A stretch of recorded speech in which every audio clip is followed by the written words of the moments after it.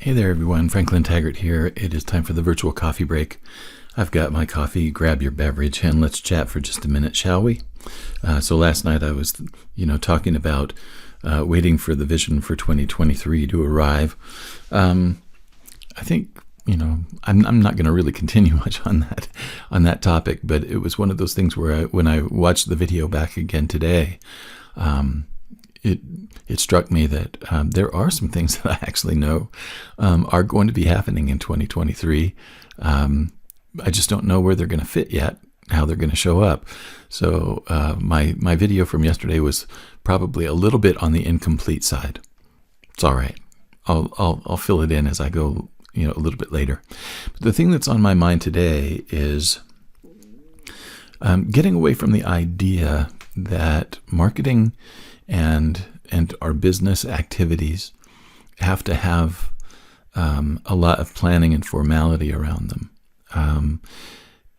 I just participated in a poetry gathering that it happens every quarter. It's about once a quarter in the town where I live.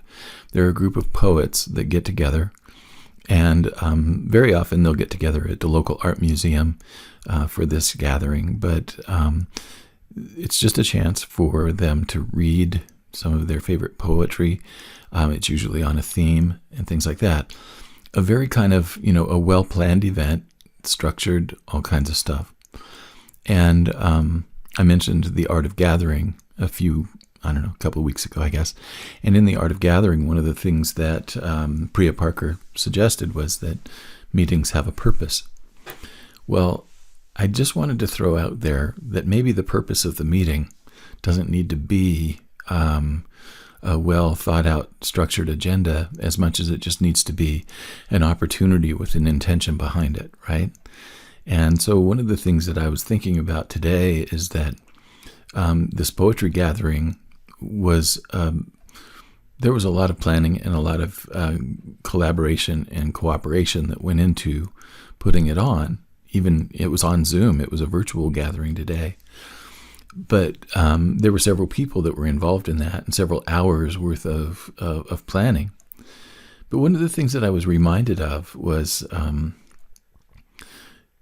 back when I lived in Nashville and when I first moved to the DC area, there were groups of songwriters who would just, if you didn't have a gig, you'd get everybody together at somebody's house and you'd just share songs with each other.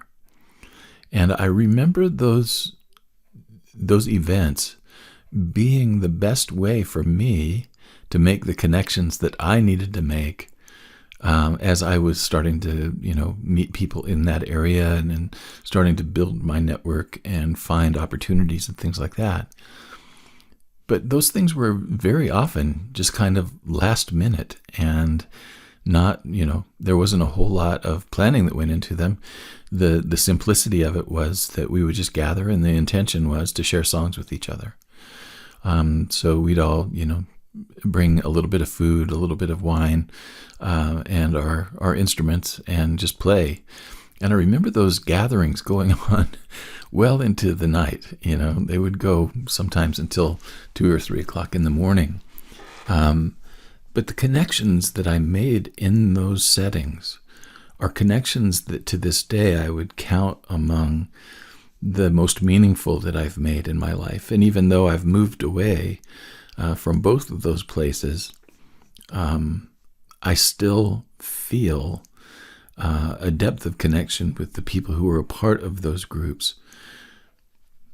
I don't know that I have other groups of people that I feel quite that same level of meaning and depth in the connections that we have. And all because we just wanted to get together and share a little bit of what we're doing.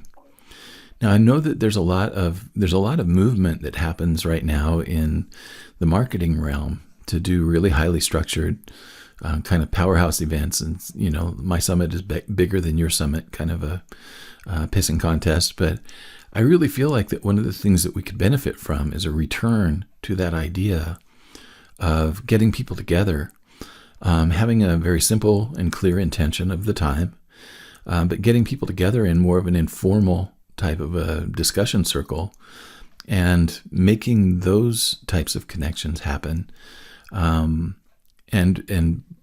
returning to that kind of interaction as a central part of our marketing and our business plan. So that was one of the things that really struck me in the last few days, especially. I was just reminded of those times, and one of the things that I've put on the table for 2023 is my intention to host some of those types of events. So the thing that I would say is that if you're a solopreneur or a freelancer or a creative artistic maker of any kind, and you would like to be a part of these kinds of gatherings, would you just let me know? Send me your email. I'm at franklin@franklintaggart.com. Send me your email. I'll put you on the list, and I will let you know whenever I'm planning on having these. And we'll go from there. I feel like that is one of my favorite ways to interact with people, and I like smaller group activities. I'm much more comfortable with those than I am in large gatherings, but I am excited about that possibility for 2023, and I thought I would fill you in. So if you have any ideas, or if you'd like to invite me to be a part of something like that you're hosting, please get in touch and invite me. That's one of the things that I think is really one of the more difficult things for people who are, in any kind of self-employment situation, is very often we're kind of isolated. And I can't tell you the number of times that I've seen groups of people, friends of mine, that have been doing things together as a group, and I get excluded, and it's simply just because, I'm not visible in their realm. They don't see me. So one of the things that I think is really important for us to do is to make sure that these circles are aware that we want to be included. And I don't know how to do that exactly. I just am saying that I think that's one of the obstacles that many of us have to overcome, is that we are working in solitude and somewhat isolated. And as a result of that, very often people don't think to include us in the invitation. Well, we need to let people know, if you see something that happens and you weren't invited, get over the hurt part of it, and then just put the courage out there and say, hey, listen, next time you guys do that, would you mind including me? Because I think that that's something, again, it's an oversight, and I don't think anybody does it with malice or intention ahead of time. I think it's just an oversight because we're not top of mind. So those are my thoughts for today. I hope you're having a wonderful Sunday wherever you are. Maybe it's Monday where you are right now.